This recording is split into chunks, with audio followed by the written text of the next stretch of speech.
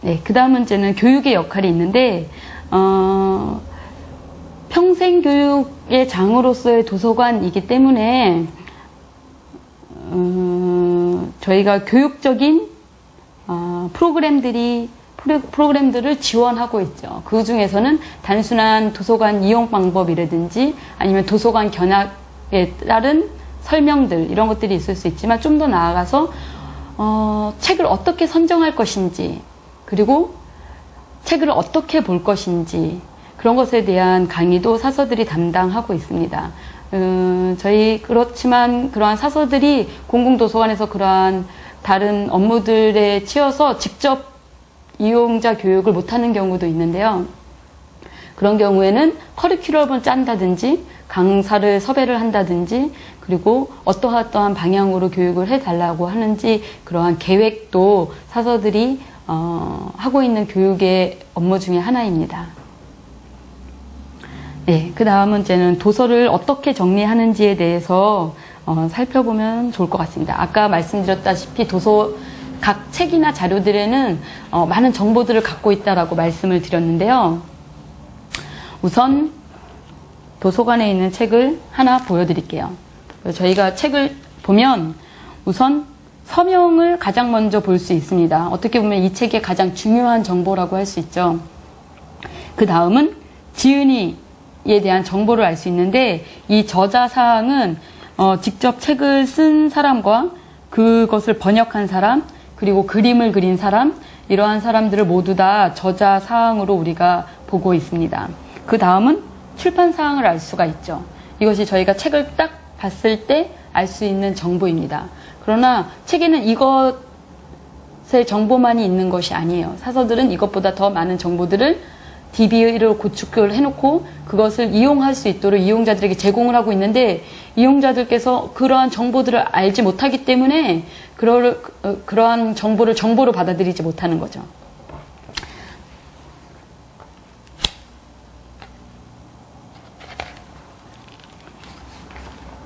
자, 책에 보면 이렇게 책에 정보가 쓰여져 있는 칸이 있어요. 이 장을 저희가 표제지라고 부릅니다. 우선 제목을 알 수 있고요. 이거를 서명사항이라고 하는데 서명사항에는 책의 제목과 부제목도 알 수 있어요. 조그맣게 쓰여졌다든가 가로로 넣어서 쓰여진 제목들을 저희가 부제목이나 그렇게 부르고 있습니다. 그 다음은 저자사항인데 이 책은 존 버닝햄이 글과 그림을 그렸고 그리고 박상희 씨가 옮겼다라고 쓰여져 있죠. 이 모든 것들이 저자사항이 됩니다. 그렇다면 저희가 박상희라는 주제 검색어로도 이 책을 접근할 수 있고 존 버닝햄이라는 검색어로 이 책을 접근할 수도 있는 거죠. 물론 지각대장 존이라는 책 제목으로 접근할 수 있습니다. 그 다음은 판사항이에요. 보시면 이 책에는 1판 1쇄, 2판 1쇄라고 쓰여져 있는데 이러한 판사항들은 책이 얼마나 오래되었는지 그 책이 얼마나 발간되었는지를 알 수 있습니다. 판이라는 거는 내용이 바뀌었거나 구성이 바뀌었을 때 판이라고 표현을 합니다. 이 책은 1판과 2판이 있기 때문에 앞에 발간한 책과 뒤에 발간한 책이 그림의 구도나 뭐 글씨의 글의 내용 이런 것들이 바뀌었을 가능성이 있습니다. 그 다음에 쇄라고 하는 거는 똑같은 판으로 찍어내는 걸 말해요. 만약에 이 책이 100권 팔릴 것 같아서 100권을 찍었는데 많은 사람들이 이용을 해서 200권이 나가게 되었으면 100권을 더 찍겠죠. 그럴 때는 1판 2쇄가 되는 겁니다. 이러한 것들을 저희가 판사항이다라고 하죠. 그 다음은 발행사항을 알 수 있는데요. 발행사항은 이제 출판사항이에요. 그래서 출판사가 어디인지 그리고 그 출판사가 어느 도시에 위치해 있는지도 알 수 있습니다. 그래서 이 책 같은 경우에는 서울 그리고 비룡소 이러한 것들이 출판사항이 됩니다. 또한 펴낸 날짜가 출판사항이 돼서 1999년도 책이라는 것을 또한 알 수 있습니다. 그러면은 존 버닝햄의 지각대장 존이라는 책을 검색을 했는데 목록이 두 개가 뜰 수가 있어요. 하나는 1996년도께 뜰 수가 있고 그 다음은 1999년도께 뜰 수가 있죠. 이럴 때 이 정보를 알고 있는 사람은 좀 더 최근의 것 아니면 그 전 거를 보고 싶으면 그 전의 것 해가지고 또한 정보에 접근할 수 있는 새로운 정보가 되는 거죠. 그 다음은 책에는 쓰여져 있지 않지만 저희가 알 수 있는 것들이 있어요. 그것들은 형태사항이라고 해요. 그래서 전체 쪽수가 얼마나 되는지, 그리고 책의 크기가 얼마나 되는지, 이러한 것들을 명기를 해줍니다. 그러면은 목록 카드만 보고선도 그 책이 얼마나 분량의 책이고 어떠한 방식으로 되어 있는 책인지를 저희가 알 수 있는 거죠. 이거 하드커버로 되어 있는지 아니면 페이퍼백으로 되어 있는지도 저희가 그러한 목록을 통해서 알 수 있는 자료입니다. 그 다음은 이제 총서사항이라고 할 수 있는데요. 이 책은 비룡소의 그림동화 6권이에요. 이것이 늘 이어지는 책은 아니지만 시리즈라는 것을 알려주는 거죠. 그러면은 비룡소에서는 그림동화책이 이것 말고도 이 앞으로 그리고 이 뒤로도 나와 있고 나올 수 있다는 것들을 저희가 또한 알 수 있습니다. 그리고 주기사항은 그 외에도 뭐 지각대장 조언인데 다른 사람들은 그 조언을 조금 다르게 발음할 수도 있겠죠. 우리가 뭐 슈바이처에서 저희 한글의 명기가 다른 것처럼 그러한 것들을 저희가 주기사항에 다 넣어줄 수가 있어요. 그 다음에 이거는 국제적인 표준인데 뒤에 보면 ISBN이라는 번호가 있어요. 이거는 국가로 지정을 해줘서 주는 번호이기 때문에 이 ISBN으로 접근하면 단지 이 책만 검색이 되는 거죠. 그래서 앞에 89는 국가번호를 이야기를 하고 출판번호 그리고 출판사에서 발간해낸 번호 등으로 이렇게 구성이 되어 있습니다. 그리고 또 가격 정보를 알 수 있죠. 이 책이 가격이 얼마가 되는지를 도서관에서 목록을 통해서 다 알려드리기 때문에 혹시 구매를 할 의향이 있는지에 대해서도 판단해 볼 수 있는 하나의 기준이 될 수 있습니다. 책에는 이렇게 많은 정보들이 있는데 이러한 정보들이 있다라는 걸 아이들한테 가르쳐 줬을 때와 이러한 정보가 책에 있는지 없는지에 대해서 가르쳐주지 않았을 때 아이들이 책에 대해서 접근하는 것들은 많이 태도가 바뀌고 있는 것들을 많은 연구가들의 연구를 통해서도 알 수 있습니다. 아이들에게 서지사항을 주고 책을 권해줬을 때와 전혀 그렇지 않고 그냥 단순한 책 제목만 주고 권해줬을 때의 차이라고도 할 수 있죠. 저희가 같은 저자이면서도 여러 가지 책을 쓸 수 있잖아요. 근데 아이들한테 그 정보를 찾아보게 하는 거예요. 그래서 아까 이 사람이 쓴 책인데 똑같은 이름이면서 다른 책이 있다라는 것이 아이들에게 흥미를 줄 수 있는 거죠. 서지사항을 통해서도 아이들에게 독서에 대한 흥미를 일으켜줄 수 있다라는 겁니다. 이제 그 다음은 도서 분류와 청구 기호를 살펴볼 수 있습니다. 도서관에 있는 책들을 보면 어느 도서관이나 이러한 레이블 작업을 하게 되는데요. 이 레이블 작업에는 여러 가지 정보가 들어가 있습니다. 맨 위에 이 책 같은 경우는 JU라고 되어 있는데 이거는 별치 기호라고 해서 각 도서관마다 자료실이 여러 군데일 수 있거든요. 어린이 도서관이라든지 뭐 청소년 자료실이라든지 아니면 뭐 과학 정보 아니면 인문 정보 이런 식으로 자료실을 나눌 수 있는데 그런 거에 대한 정보를 담고 있는 기호라고 할 수 있습니다. 그 다음에 843이라고 되어 있죠. 이것이 아까 잠깐 설명드린 분류 번호입니다. 이 843을 설명해 드리면 앞에 8은 문학을 이야기하고 4은 영어로 되어 있는 영미 문학을 이야기를 하고 3은 소설을 이야기합니다. 이 분류 번호에 대해서 인식하고 있으면 이 책이 어떻게 구성이 되어 있고 이 번호만 보더라도 이 책에 대한 정보를 알 수가 있죠. 이 책은 한국 소설이 아니라 한국 동화가 아니라 미국 동화구나 라는 걸 알 수 있는 거죠. 한국 같은 경우는 이제 813이 되게 됩니다. 그리고 그 밑에는 저자 정보예요. 그래서 이거는 존 버닝햄이라는 사람이 쓴 건데 이 버닝햄에 대한 기호화시킨 책 번호라고 할 수 있습니다. 그리고 요 밑으로 지금 이 책에는 비어 있는데 이 밑으로도 다른 번호를 줄 수가 있어요. 그것이 무엇이냐면은 권차와 복본이에요. 만약에 우리 도서관에 지각대장 조언이라는 책이 3권이 있으면 리콜 1, 2, 3이 되는 거죠. 그런 식으로 부여를 해주기 때문에 같은 도서관 안에서는 같은 청구 기호가 2개 있을 수가 없습니다. 그래서 우리가 볼륨이라든지 카피본 같은 거를 이 분류 번호를 통해서 알 수 있고, 이 청구기호 자체가 이 책의 고유 번호가 되게 되는 거죠. 그래서 청구기호만 정확하게 알고 있으면 그 책을 얼마든지 쉽게 접근할 수 있습니다. 그리고 배가를 할 때에도 이러한 분류 번호를 기준으로 배가를 하기 때문에 843이라는 곳에 가면 영어로 되어 있는 영미 소설들을 다 한꺼번에 모아서 볼 수 있게 되어 있는 거죠. 의학도서를 찾고 싶다 그러면 의학도서에 맞는 분류번호에 가서 찾아보면은 그 책들을 찾아볼 수 있습니다. 그리고 분류번호 다음으로 이제는 배가를 하는 기준이 저자기호인데, 저자기호가 동일하게 들어가기 때문에 버닝햄 책들은 버닝햄 책들끼리 모이게 되는 거죠. 네. 그 다음에 자료의 종류에 대해서 살펴볼 수 있습니다. 자료는 저희가 우선 가장 쉽게 접근할 수 있는 책들을 단행본이라고 생각하시면 됩니다. 낙권이나 뭐 한두 개의 질로 되어 있거나 이런 식으로 해서 발간된 책들을 저희가 단행본이다라고 합니다.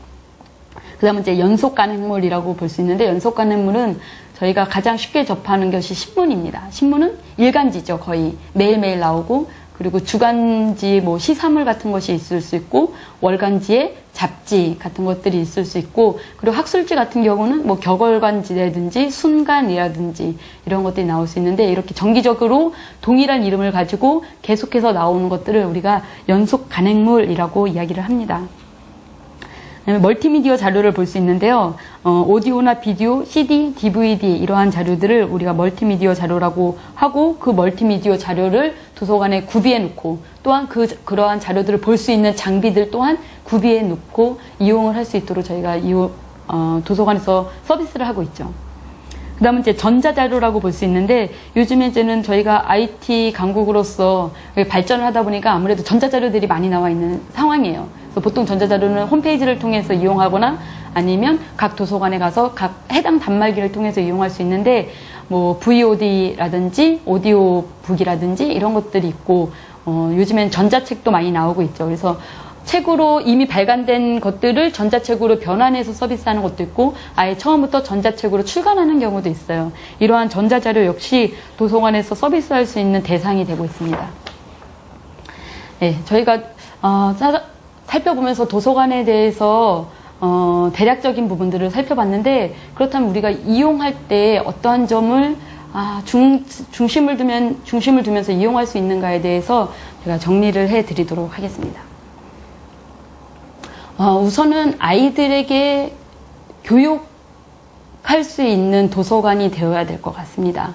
아이들은 보고 배우는 것들이 크죠. 저희가 도서관을 어떻게 이용하느냐에 따라서 아이들도 동일하게 이용될 가능성이 아주 높습니다. 저희가 사전을 들고, 그리고 뭐 공부할 책을 들고 도서관에 가서 열람실에서 그런 것들만 공부하고 온다면, 아이들도 도서관은 내 책을 가져가서 공부하는 곳이라고 인식되어질 것입니다.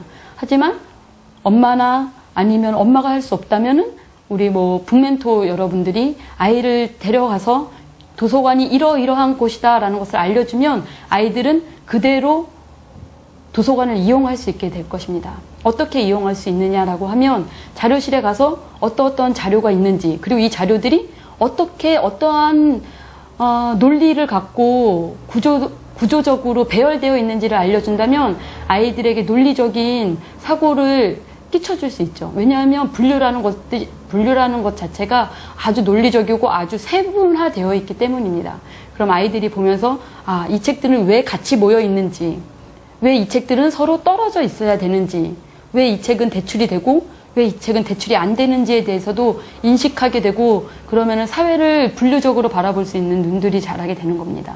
그리고 도서관을 이용할 때 내가 알아서 다 이용할 수도 있지만 도움을 청하는 모습을 보여줌으로 인해서 우리가 자료를 접근할 때 사서의 도움을 받을 수 있다라는 사실을 아이들에게도 알려줄 수 있죠. 그런 면에서 분류가 어떻게 되어 있는지를 지금 살펴보시면 좋을 것 같습니다. 맨 마지막 첨부한 그 면을 보시면 그곳에 우리나라에서 그래도 가장 많이 쓰여지는 분류법을 소개하고 있는데, 보통 먼저 개발된 거는 DDC라고 그래서 듀이가 개발한 10진 분류표입니다. 큰 부류, 주류를 10가지로 나누고 그 안에서 또 10가지로 나누고 그 안에서 또 10가지로 나누고 해가지고 세부적으로 인간의 지식 체계를 그리고 인간 세상에 나타나 있는 모든 학술 체계를 분류로 통해서 나누어진 것이다라고 보시면 됩니다. 대략적으로 주류만 알고 있어도 아이들에게 그거를 알려줄 수 있고 자료를 접근하는데 그만큼 쉽게 접근할 수 있게 되는 거죠. 총류라고 하는 것은 모든 철학과 같이 어떠한 개념 하나에 머물러 있는 것이 아니라 그러한 인간 세상에 그러한 삶을 아우를 수 있는 것들이 보통 총류에 들어가게 됩니다. 총류에는 도서관학이나 뭐 사전류 그리고 뭐 전집이나 총서들. 전집은 어떠한 주제를 가지고 쓰여졌을 수 있지만 그 안에는 여러 가지 다른 주제들이 있을 수 있거든요. 그것들을 뭐 의학이 80%라고 의학에다 넣기에는 모호한 경우에는 저희가 총류로 분류를 해서 넣어놓곤 합니다. 그 다음에 이제 철학 안에도 여러 가지가 있을 수 있죠. 이것만 알아도 철학 안에서 공부가 어떻게 이루어지는지를 알 수가 있어요. 철학 안에 뭐 형이사학, 그리고 체계, 뭐 동아시아 철학, 논어맹자, 그리고 유럽의 철학 이런 것들을 나누어 볼 수 있죠. 그 다음에 종교, 200이 종교, 300이 사회과학, 400이 순수과학, 그리고 500이 기술과학. 저희가 순수과학과 기술과학을 잘 구별을 못 짓는데 이 분류를 알게 되면 공학과 과학에 대한 개념도 정립할 수 있게 되는 거죠. 그리고 600이 예술, 700이 어학, 800이 문학, 900이 역사로 KDC가 구성되어 있습니다. 이 KDC는 아까 말씀드린 DDC를 기준으로 해서 한국의 실정에 맞게 바꾼 것을 말합니다. 우리나라 말로 한국 10진 분류표라고 하죠. 도서관은 어떻게 보면 굉장히 논리적인 공간입니다. 책을 좀 더 좋은 책을 기준에 맞는 책을 구입하고 그 구입한 책을 정리하고 그리고 최대한 이용자들에게 잘 접근되어져서 잘 이용되어질 수 있도록 구성을 하는 거죠. 그러한 면에서 보면 굉장히 논리적이지만 그렇게 논리로만 이야기되어질 수 없는 것이 도서관인 것 같습니다. 우리가 책을 읽을 때 또 독서라는 것이 글자를 알고 이해력이 높으면 얼마든지 좋은 독서를 할 것 같은데 꼭 그렇지만은 않은 것처럼 도서관은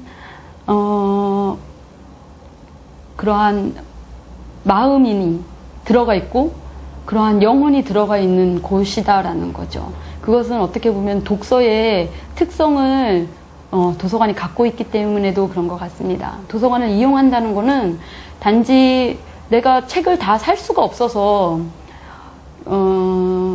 이용하고 그래서 유익한 곳이라기보다는 도서관 자체가 갖고 있는 그러한 힘이 있는 것 같습니다. 독서가 힘이 있다면 도서관에는 영혼이 있다라고 말할 수 있을 것 같습니다. 도서관을 이용한다라는 것, 그리고 도서관을 잘 이용한다는 것, 그리고 도서관에 대한 개념을 갖고 있다라는 것 자체가 우리에게 있어서 생각을 전환할 수 있는 그러한 철학이라고 할까요? 그런 것 같습니다. 저희가 도서관을 대할 때 단순한 건물로 대하는 것이 아니라 도서관을 대할 때 단순히 서점처럼 책이 많은 곳이라고 대하는 것이 아니라 도서관에 숨어 있는 힘을 발견할 수 있는 여러분이 되셨으면 좋겠습니다. 감사합니다.